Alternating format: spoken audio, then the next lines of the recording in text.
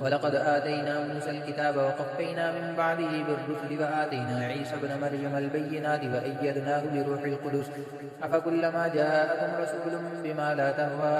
أنفسكم استكبرتم ففريقا كذبتم وفريقا تقتلون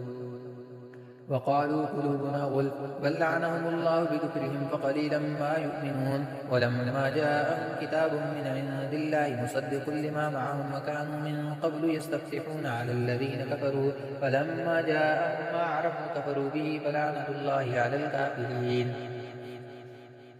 بئس ما اشتروا به أنفسهم أن يكفروا بما أنزل الله بغيا أن ينزل الله من فضله على من يشاء من عباده فباءوا بغضب على غضب وللكافرين عذاب مهين فإذا قيل لهم آمنوا بما أنزل الله قالوا نؤمن بما أنزل علينا ويكفرون بما وراءه وهو الحق مصدقا لما معهم قل فلم تقتلون أنبياء الله من قبل إن كنتم مؤمنين ولقد جاءكم موسى بالبينات ثم اتخذتم العجل من بعده وأنتم ظالمون وإذ أخذنا ميثاقكم ورفعنا فوقكم الطور خذوا ما آتيناكم بقوة واسمعوا قالوا سمعنا وعصينا وأشربوا في قلوبهم العجل بكفرهم قل بئس ما يأمركم به إيمانكم إن كنتم مؤمنين قل إن كانت لكم الدار الآخرة عند الله خالصة من دون الناس فتمنوا الموت إن كنتم صادقين ولن يتمنوا أبدا بما قدمت أيديهم والله عليم بالظالمين